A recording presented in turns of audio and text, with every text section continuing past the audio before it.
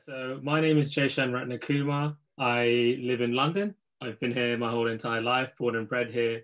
And I started off my journey at Imperial College London, did my undergraduate in mechanical engineering, really loved it, was awesome, spectacular. And then I wanted to go into industry and gain some more commercial understanding. And then I took an interesting opportunity to go into the defense industry at BAE Systems, and I worked at nuclear submarines. It was also interesting because at that phase of my life, all the way up to the age of 22, I've always been in London. I've always lived in London. I've always been around my friends, and I kind of wanted to get out of my own comfort zone. That's why I also took this opportunity. So I went to Cumbria, which is in the northwest of England. And yeah, it was a really interesting experience. Met some interesting people, learned a lot from different people, different walks of life. And yeah, it was a really interesting project, and I did that for 3 years. So I got that kind of grounding understanding of system engineering, how to take a product, take a design and put it into market and engaging with customers. But then I thought it was a huge commercial business, thousands of people working there. And when you work with an engineering company where a product takes almost 20 years to go from design thinking all the way to being produced, I thought I'm not getting as much experience as I'd like to at this young age. So I thought, I work for a smaller company where the turnaround time is much quicker, get some more experience. Startup environment is probably the best opportunity for me. I can be more flexible. I can, just adapt. And that's kind of person I am. Just, I see something, I want to improve it, I want to do it better. And it's difficult to do that in quite a rigid structural system, especially in defense. And I also kind of wanted to understand more about business. I always had a passion for like taking a product and seeing it go through to market. That was always something in the back of my head. Startup community was, the perfect direction for me. So yeah, long story short, I found this amazing opportunity to work for this deep tech startup, and they came out with an amazing innovation where they were building a new type of generator for offshore wind turbines, which didn't use rare earth magnets. And just a quick overview, rare earth magnets are one of the most, precious metals on Earth, and it's incredibly scarce. So, this was an amazing innovation to try and use something that's different, something that's cheaper. And then I did that for a couple of years, worked on fantastic projects, worked on an Innovate UK project. And yeah, now here I am doing my MBA at Imperial College Business School, back to where I'm started. So, coming around full circle. So there were several reasons why I chose to do an MBA. And I think my decision to finally take on that opportunity kind of stemmed from my experience and my connections and the people that I've been speaking, all up until that decision point. So I think, starting out as an engineer, I was really product driven, really hands-on driven, really technical. And then, the more I started to understand about business and working in organizations, there's supply chain functions, there's HR functions, there's, business managers, and everyone's concerned about their own thing to bring this product to life. When initially I thought, surely it's the technology, this is the thing that people are selling and buying, that should be the main focus of concern. And then I realized I'm out of my depth here. It's definitely not the main focus point. It's bringing all of these things together. And that made complete sense when I was at the startup, when I was working with my operations director, the finance bloke, the commercial director, all of those pieces came together. And it was kind of towards the end of that journey at the startup where I realized, what if I could try and merge, all this experience that I have, take this competitive advantage of me being an engineer, all this understanding I have, and learn more about the business side of things and, all those other different elements. I was thinking of different jobs that I can potentially go for, where my future is going to go into. And I couldn't really see the leap between, being the engineer and going into that kind of environment. And then, I suddenly came across this opportunity, the MBA. I already knew an MBA existed, but I think someone just brought it to my attention. I started doing more research on it, started reading more brochures, and I thought, this is a fantastic opportunity for me to easily transition across engineering, learn more about business, network with people from all different walks of life, different skill sets, different industries, put me on a path where I feel like I'd really make the most of. My experience with the Sainsbury Management Fellowship Scholarship was probably different to most people. I think from my understanding, it's a yearly process. Every June there's an application. For me, when the COVID hit last March and everything started going into lockdown, obviously business were affected. Our business was affected, as anyone would expect. And that's kind of where I really start to think about, okay, this is my place here. The company's having, these sorts of changes. I really need to start thinking about myself and, where I want to go. And then I actually also at the same time, I started realizing that, networking is really important, building your profile, speaking to people and building those connections, because, that's really vital. And then, I went to a Royal Academy of Engineering event just to, try and network, get to know people. And I got a notification from my email about different opportunities. And that's kind of where I learned about the SMF. And it was actually through the SMF I learned about, potentially doing an MBA. So I kind of found a different way of learning about the MBA, which was through the SMF. And then I thought, this is a fantastic opportunity. I could fully fund my MBA because, I was an engineer living in the northwest of England. I'm not sure if people are aware, but the pay up there for engineers is not as high as, if you're in finance or, these sorts of other industries. So, there's no way I was going to fund it myself. And this would be the perfect vehicle for me to be able to do that. Wanted to go into business, was showing experience or showing transition themselves. And I felt like I was doing that. I was really pushing myself to go into a startup environment, all these sorts of things. And that's when I thought, what, I'm going to take a shot at this. We're in lockdown, can't go to the gym, I can't see my friends. So I might as well use that time to try and do something to try and improve my career. So in that short space of time between March and when I had to apply in June, I started looking at the GMAT, started looking at schools, and there was several things I had to do. But I thought, I'm going to commit myself because there's an opportunity and I should go for it. From my point of view, considering whether to go for an MBA and potentially even work for establishing a scholarship to support it, especially at a time like this, I think change always brings opportunity. And if you're thinking about transitioning or doing something different when the world is changing, that's probably the right time to try and also change your career. I feel like for me, whenever there's an opportunity, you really need to go for it and grab it with both hands. I think there's times in the past where I was younger and an opportunity came by and I thought, I'm not quite there yet. I'm not ready for it. So I'm going to pass on it. And then looking back, I'm like, I could have just put in an application. I could have just tried. I could have just inquired and just seen, what feedback I would have got. And I think it was, from those experiences in my past, I just thought, if there's an opportunity, go for it. It might not come around later. And, even if you fail, that's learning. And that's kind of the attitude I took towards it is, just learn and move forward. You're going to get knockbacks. There's going to be other things that come across, but, just try and go for it and you'll learn about yourself in that process. When putting forward an application for, an MBA or a scholarship or anything like that, at the time when I did it, I had a short amount of time. And in my head, I thought, it's probably like applying to university or applying for a job, get your cover letter together, get your CV together and throw in an application. But the more I focused on it, and the more I thought about it, it started questioning myself, is this the right university you're applying to? Is this the right scholarship you're going for? Not because it's whether or not you'd be able to get in, but it's whether or not it's the right fit for you and it's good for your career. That's kind of where the maturity came in me understanding how much am I willing to commit to this. It's really important to ask yourself, is this your goal? And if this really is your goal, how much you're willing to put behind the applications. What the process taught me was to really figure out what my drive was and what my goal and my ambition was. Because if I'm able to figure that out and explain that in a really short and quick way to anyone, then I'm sure, and I felt like I would be positive enough to put forward a strong application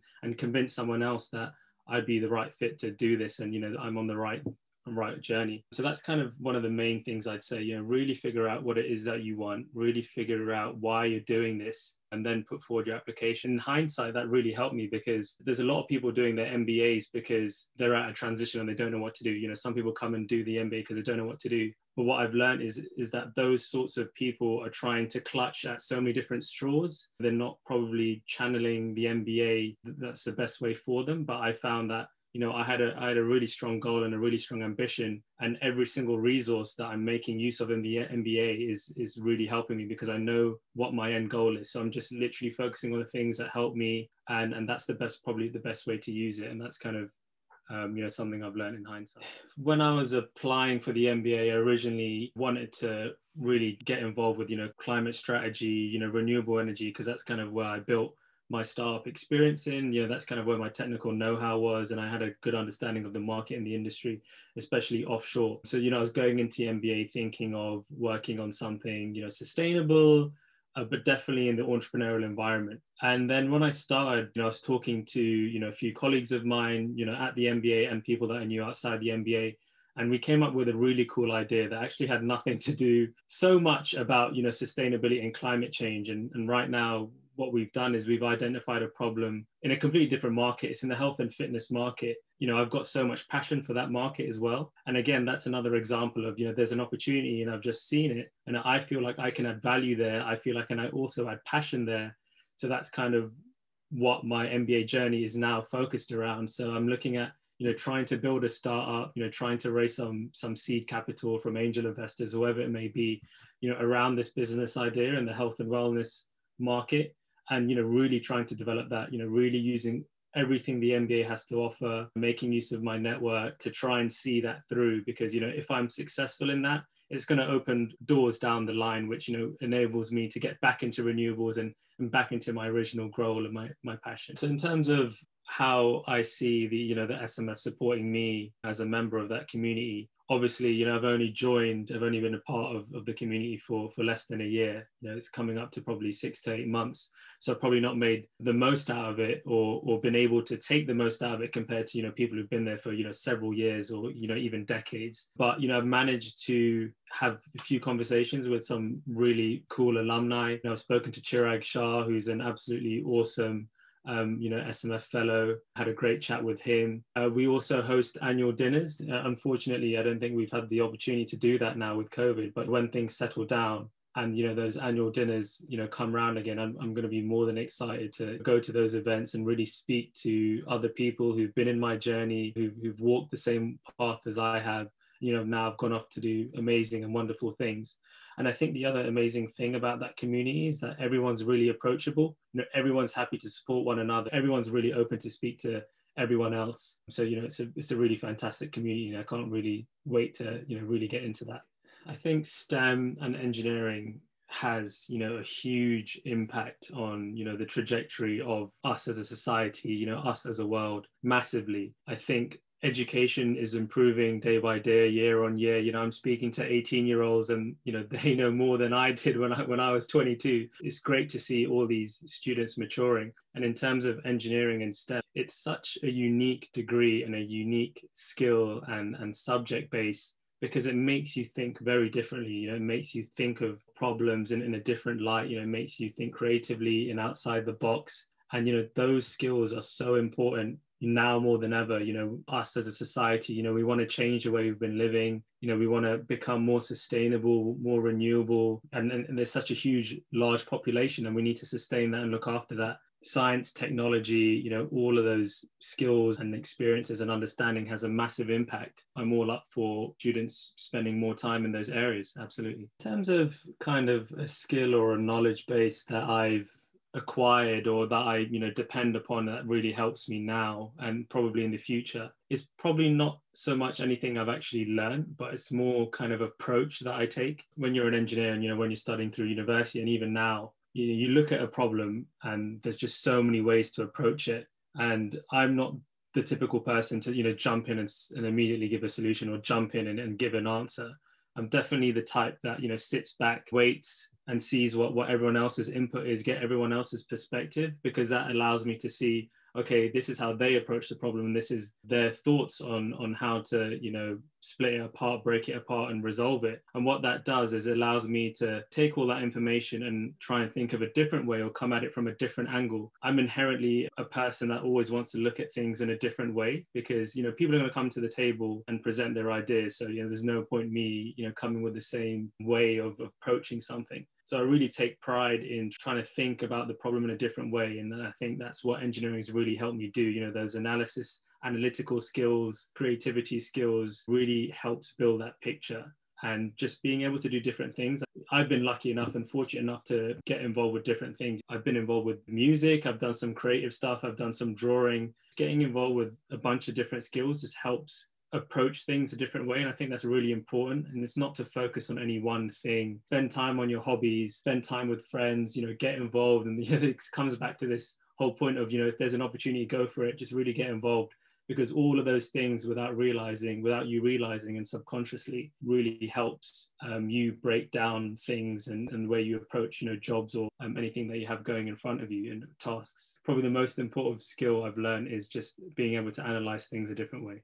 if people really are thinking about transitioning, really find out why you want to do it. That's really important. I throw around ideas all the time. Before the MBA, I was like, oh, maybe I should do this. And then I just really pushed myself to figure out why I wanted to do it, because, it's a huge commitment. And I think once you figure it out and you've justified to yourself why you want to do it, you can put in as much passion as you want. You can work as many hours as you want. And that's important, because you want to put your all behind something that you're committed to, not something that, someone else has told you to do, or someone else told you it's a great idea.